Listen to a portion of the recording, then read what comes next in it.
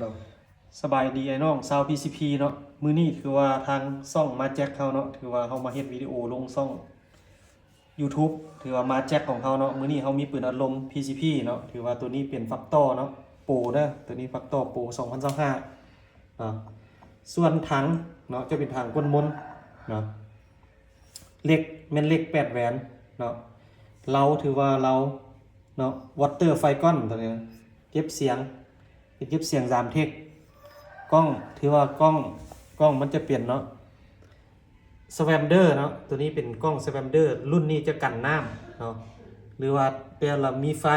เรียนกล้องเนาะถือว่าซูมเนาะกำลังซูมแมน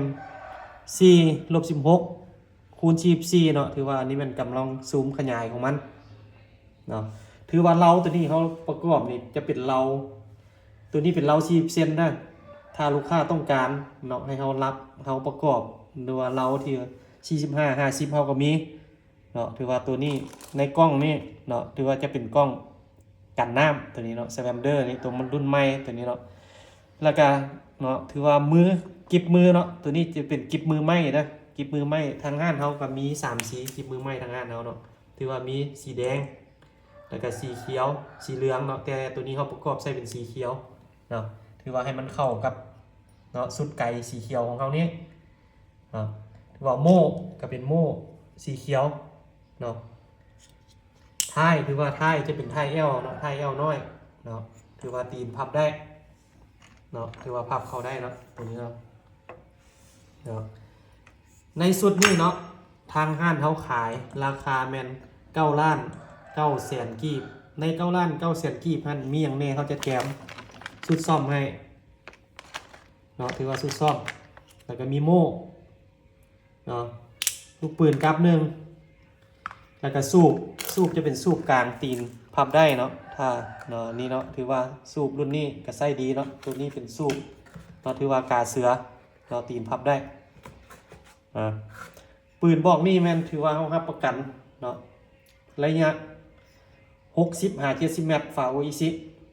เนาะถือว่าลูกค้าท่านไหนเอาไปถือว่าเป็นเทสกลุ่มบ่ได้แม่นเขาทางห้านเขาแม่นรับประกันเปลี่ยนเราใหม่ให้แล้วก็ปืนบอกนี่เขารับประกันเนาะ3 เดือนเนาะมีปัญหาถือว่าเขาแปลงให้ฟรีเนาะถ้ากรณีว่าลูกค้าเอาไปแล้วเครื่องมีปัญหาลมหัวลมอย่างแม่นเขาทางห้างเขาจะแปลงให้ฟรีแล้วเปลี่ยนอะไรให้ฟรีส่วนเราเอาไปเนาะหรือว่าไปเทสบ่ได้กลุ่มบ่ได้แม่นเขาเปลี่ยนเราใหม่ให้เนาะถ้าลูกค้าท่านใดสนใจแม่นติดต่อมาทางเบอร์ห้านของเขาเนาะถือว่าเบอร์ห้านของเขายังใส่เบอร์เก่าเนาะอันนี้เป็นเบอร์WhatsApp เด้อโทรบ่ได้เนาะอันนี้เป็นเบอร์ WhatsApp 9197255ถือว่าเบอร์นี้เป็นเบอร์WhatsApp ทางห้านเขาเนาะแล้วก็ฝากให้น้องถือว่าสมาชิกบ่ว่าแต่เป็นคนเก่าหรือคนใหม่เนาะที่ว่ากำลังติดตามช่อง YouTube เฮาเนาะแม่นเนาะอุดหนุนเฮาเนาะที่ผ่านมาถือว่าเฮาก็ขอบใจเนาะถ้ากรณีลูกค้าต้องการเนาะถือว่าอยู่บ้านอยู่ห้านเขาก็ยังมีเนาะตัวนี้จะเปลี่ยนชุดเสริมที่ว่าเป็นเหล็ก24แหวนเนาะเพื่อมาเสริมใส่คอต่อนี่เนาะราคาทางห้านเฮาขายแม่น950,000 กีบเนาะถ้ากรณีลูกค้าประกอบใส่ปืนแม่นเขาคิดไรแต่900,000เนาะส่วนแหวนมันจะเป็นแหวนโมบิอาเด้อลูกค้าเด้อแหวนทางในนี่เป็นแหวนโมบิอาเนาะถ้าลูกค้าประกอบใส่แม่นเขาบวกได้บวกเพิ่มถ้ากรณีลูกค้าต้องการเนาะปืนรุ่นนี้เนาะลูกค้าต้องการเปลี่ยนเป็นถังคาร์บอนทางห้านเฮาก็มีถังคาร์บอนเปลี่ยนใส่ถังคาร์บอนแม่นได้เพิ่มอีก1,000,000 กีบเนาะให้ลูกค้าเข้าใจถ้ากรณีลูกค้าบ่มักกล้องรุ่นนี้เนาะต้องการกล้อง BSA ลูกค้าก็ต้องได้เพิ่มอีก1,000,000เนาะเพราะว่าปืนเฉพาะสุดนี่ถือว่าเป็นถังอลูเนาะเล็กเป็นเล็ก8แหวนเนาะถือว่ากล้องเป็นกล้อง Swander นี่เนาะถือว่าราคาครบสุดคือเขาเว้าเนี่ยเนาะมีสูบมีกล้องมีโม่มีลูกปืนสุดซ่อมเขาขายแม่น9,900,000 กีบเนาะถ้ากรณีลูกค้าบ่มักเนาะบ่มักถือว่าบ่มักกิบมือเป็นไม้ทางห้านเขาก็สามารถเปลี่ยนให้เป็นกิบมือยางได้เนาะ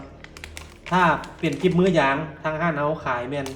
9,600,000 กีบเนาะกิบมือไม้กับ กิมมือยางจะลื่นกัน300,000กิมเนาะถ้าลูกค้าท่านใดสนใจแม่นติดต่อมาเนาะแล้วเขาจะว่าอีกตืมเขาจะย่ำตืมเกี่ยวกับการฝากเครื่องทางห้านเขาเนาะที่ผ่านมาลูกค้าก็หลายคนเนาะเบิ่งช่อง YouTube เฮาหรือว่าติดตามช่อง YouTube เฮาแล้วเนาะก็ยังทักมาถามว่ามีปลายทางบ่ต่างแข็งเฮาขอเว้าอยู่ในช่องนี้เลยเนาะแล้วก็ในคลิปนี้เลย ทางห้านเฮาแม่นต่างแข็งแม่นบ่มีปลายทาง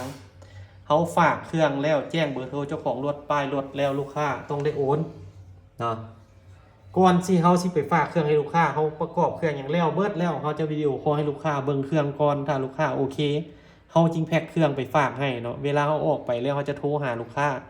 เพื่อให้ลูกค้าลมกับเจ้าของรถเนาะว่าเครื่องท่านเอาลงไส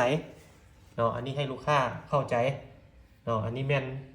ถ้ากรณีลูกค้าอยู่นครหลวงแม่นทางห้านเฮาสามารถให้กวดเครื่องก่อนจ่ายเงินได้เนาะแล้วเขาก็ฝากเนาะถือว่าทางสมาชิกเก่าเนาะหรือว่าลูกค้าเก่าก็ลูกค้าใหม่ผู้ที่ติดตามช่อง YouTube เฮามาแจกเฮาเนาะขอบใจที่ผ่านมาเนาะถือว่าลูกค้าก็อุดหนุนเฮาเนาะและท้ายนี้เฮาขออวยพรเนาะปีใหม่2026ลูกค้าทุกคนจงมีสุขภาพแข็งแรงเนาะขอบใจ